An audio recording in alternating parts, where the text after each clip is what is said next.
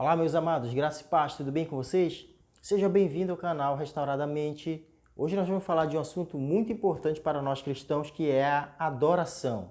Obviamente que eu não tenho como explorar todo o assunto aqui num vídeo, senão vai ficar um vídeo muito longo, mas eu quero basicamente mostrar para você como é que reage o coração de um adorador diante de uma circunstância onde é, na verdade, colocado a sua vontade, seu próprio interesse e a oportunidade de adorar a Deus. Como é que uma pessoa que tem a adoração na sua veia, no seu coração, como é que ela reage diante de uma situação dessa? Qual será a prioridade na sua vida? Quero que você fique comigo até o final desse vídeo para a gente mastigar esse assunto aqui. Vambora, vem comigo!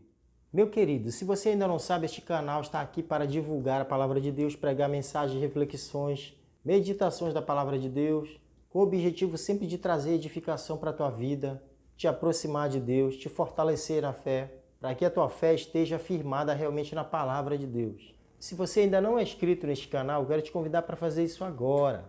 Te inscreve aí e ativa as notificações para que você seja avisado toda vez que a gente lançar um vídeo. A gente basicamente lança 2 vídeos por semana. E aí você se inscreve, compartilha com alguém que você sabe que precisa ouvir essa palavra. E assim você me ajuda a divulgar a Palavra de Deus. Ah, não te esquece de dar uma curtida aí para que o YouTube também entenda que esse canal é importante e disponibilize mais vezes para abençoar a vida das pessoas. Vamos lá para o vídeo? Queridos, nosso texto base de hoje está no segundo livro de Samuel, capítulo 23, versículo 15, 16 e 17. E diz lá o versículo 15 que Davi teve um desejo e disse: quem me dera beber da água da cisterna de Belém que está junto à porta. Versículo 16 diz que aqueles 3 valentes romperam o arraial dos filisteus e tomaram da água da cisterna que está em Belém e trouxeram a Davi. Porém, ele não a quis beber, mas derramou-a perante o Senhor. Versículo 17, Davi diz o seguinte: guarda, meu Senhor, de que eu faça tal coisa. Beberia eu o sangue dos homens que foram a risco de sua vida? De maneira que Davi não quis beber. E a Bíblia encerra dizendo, versículo 17, isto fizeram aqueles 3 homens.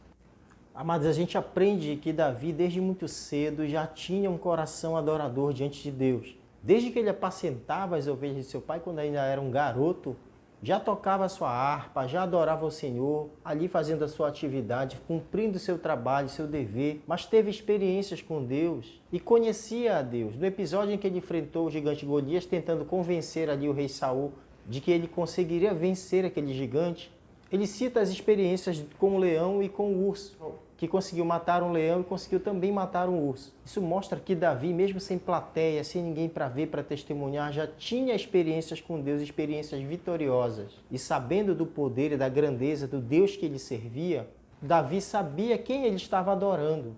Davi sabia que Deus era digno de todo louvor, de toda honra, de toda glória. E ao longo de toda a sua trajetória como rei, nós vemos vários momentos de Davi louvando ao Senhor. Ele organizou a adoração ao Senhor, ele contratou músicos, fez todo o projeto de construção do templo para que Deus fosse adorado em um templo e não mais no tabernáculo.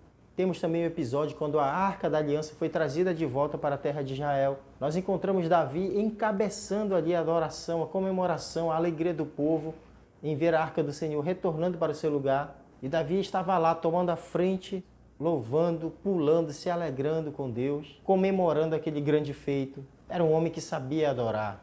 Era um homem que sabia reconhecer os grandes feitos do Senhor. Era um homem que sabia que, embora Deus não fizesse, Deus é digno de adoração, digno de todo louvor, de toda honra e de toda glória.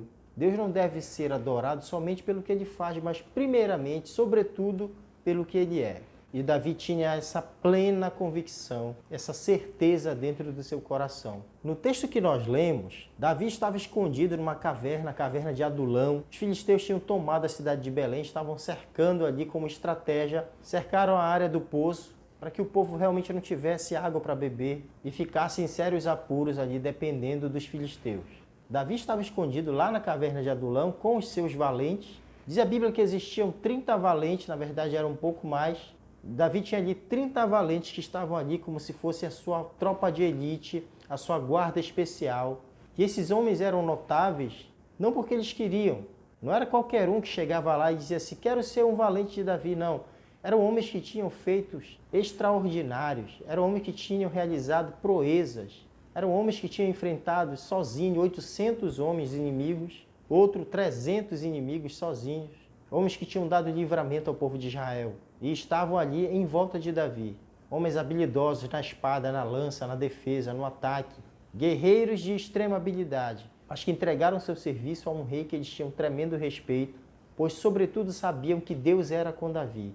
E a Bíblia diz no texto que nós lemos que eles estavam em volta de Davi, próximos a Davi, e ouviram quando o rei falou o seu desejo. Ele desejaria beber da água da cisterna lá de Belém. Estes homens foram tomados por um sentimento muito forte de agradar ao rei. Queriam cumprir a vontade, satisfazer a vontade do rei. E aí diz a Bíblia que eles invadem, rasgaram o acampamento dos filisteus. A Bíblia não entra em detalhes se eles lutaram, se eles foram escondidos, mas tamanha foi a coragem daqueles homens que foram lá na cisterna, tomaram água, passaram de volta pelo caminho que vieram e levaram a água a Davi. Daqui, rei, a água que você queria tomar, a água lá da cisterna de Belém, a água lá da cisterna que fica junto à porta, aquela que está sendo vigiada. Está aqui a água para você, pode tomar.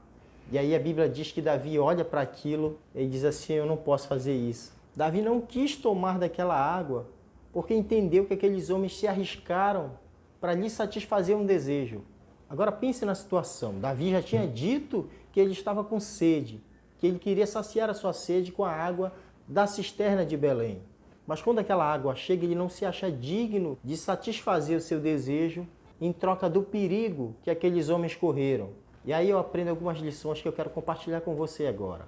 E a primeira coisa que eu aprendo é que quem é um verdadeiro adorador sempre dará o seu melhor para adorar a Deus. Davi ofereceu aquela água como libação ao Senhor, ele derramou ao Senhor.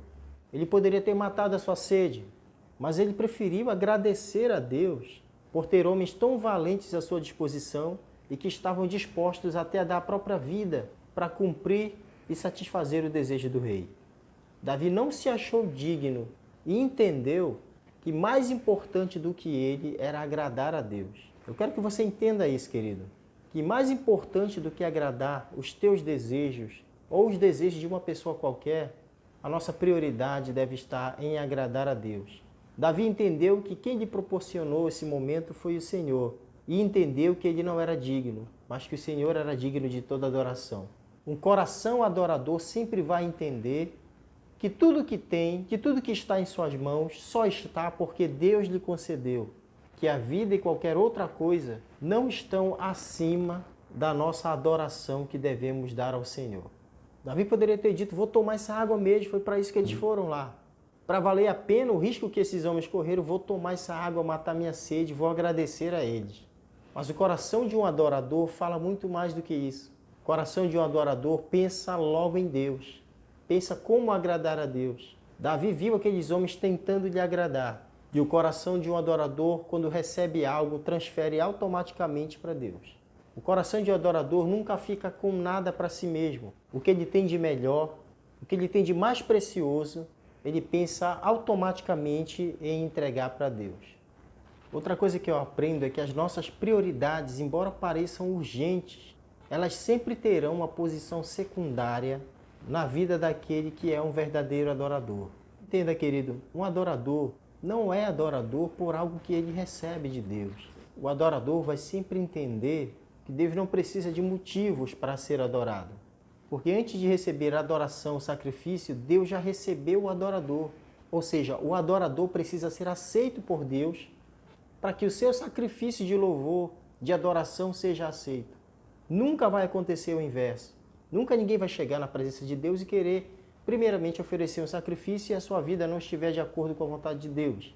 Foi assim no passado, em várias ocasiões. O sacerdote, por exemplo, quando deveria oferecer sacrifício pelo povo, ele primeiro tinha que ser aceito, tinha que oferecer sacrifício por ele. E se ele fosse aceito, aí sim ele poderia oferecer sacrifício pelo povo. Mas se ele não fosse aceito, lá dentro do lugar santíssimo ele era fulminado pela presença de Deus. O salmista diz que os mortos não podem louvar o Senhor. Significa que quem adora, quem louva, tem vida dentro de si mesmo. Tem Deus no seu coração. Está com a vida no altar de Deus. A sua vida é um sacrifício. A sua vida é uma oferta ao Senhor. eu aprendo que a vida de um adorador é o maior sacrifício que nós podemos oferecer a Deus. A obediência, a submissão e um coração aberto, contrito, quebrantado diante de Deus. Mas eu quero que você não esqueça disso, que Deus aceita primeiro o adorador, que Deus recebe primeiro o adorador, depois a adoração. Que antes que Deus receba a tua adoração, o teu sacrifício, Ele já te aceitou na presença dEle como um adorador. Quando Abel chegou com a sua oferta para dedicar ao Senhor, Deus já tinha aceitado Abel com seu coração quebrantado, com seu coração submisso, e tinha rejeitado Caim, com seu coração rebelde e a sua oferta. Deus aceita primeiro o adorador e depois a adoração. E a terceira coisa que eu quero te falar, que a gente aprende com o coração adorador de Davi, nesta ocasião, é que sempre nós poderemos ensinar e surpreender as pessoas, através das nossas atitudes, o que deve ser mais importante nas suas vidas. Aqueles homens estavam com interesse apenas de agradar ao rei, de satisfazer a sua vontade. Mas eles acabaram aprendendo com a atitude de Davi. Talvez você esteja perdendo muito tempo da tua vida querendo agradar a homens, que talvez nem merecem a devoção e o tempo que você tem dedicado a eles. Em vez de se dedicar a agradar a homens, pense em primeiro lugar em agradar a Deus. Aqueles homens poderiam ter pensado, mas nós corremos risco, nós arriscamos a nossa vida para trazer água para o rei. Se ele beber dessa água, aí sim vai valer a pena todo o risco que nós corremos. Mas o coração adorador de Davi ensinou que acima dos interesses de um rei, de ser servido, de ter pessoas a seu serviço, de ter pessoas que lhe obedeçam, que lhe cumpram a vontade, Davi estava mais preocupado em agradar a Deus. E com certeza aqueles homens aprenderam que o seu rei tinha um coração de adorador, um coração totalmente voltado para agradar a Deus.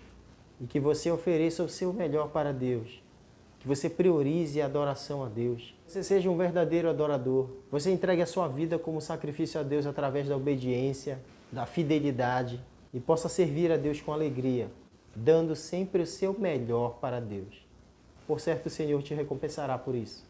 Desejo que Deus abençoe você e sua família e que você fique sempre firme nos caminhos do Senhor. Segue em frente. Até o próximo vídeo.